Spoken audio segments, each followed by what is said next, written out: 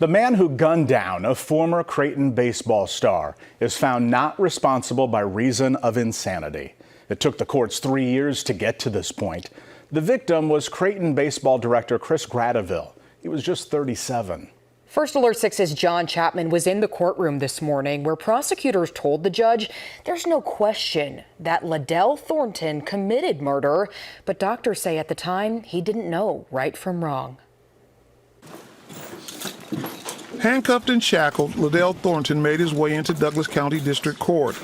Douglas County Attorney Don Klein opened the bench trial, presenting state's evidence of what occurred in September of 2021, when Chris Gradeville arrived in the Benson area to make repairs at a home Thornton was renting at the time. The defendant had a handgun and began firing at Chris Gradeville, who immediately fled for his life. He ran around the house, and at the time he was running away from Liddell Thornton was firing a handgun at him. The defendant fired a handgun at least 17 times at Chris Gradeville. Chris fell in the yard, and the defendant continued to shoot him. When police arrived on the scene, Gradeville was dead. Police found a 9mm handgun under a mattress in the bedroom with ammunition and an extended magazine. The defendant, Liddell Thornton, said to the officers who arrested him, "What are you waiting for?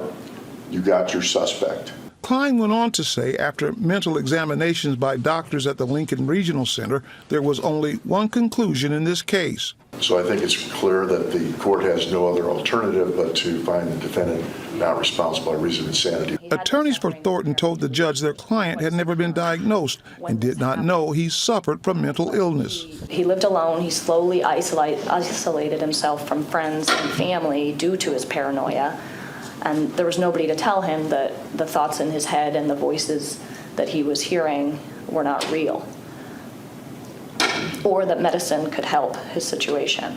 Judge Horatio Wheelock handed down his sentence, finding Thornton not responsible by reason of insanity on first-degree murder and weapons charges. Based on all the evidence adduced, there is probable cause to believe that the defendant is a danger to himself and others by reason of mental illness and will be so for the reasonably foreseeable future.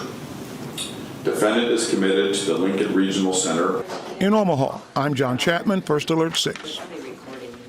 We're going to now walk you through what happens next. So the judge ordered an evaluation with 90 days to determine a treatment plan for Thornton. He cannot be released from the regional center without further orders from the court. Thornton entered a no contest plea for being a felon in possession of a firearm months before the homicide.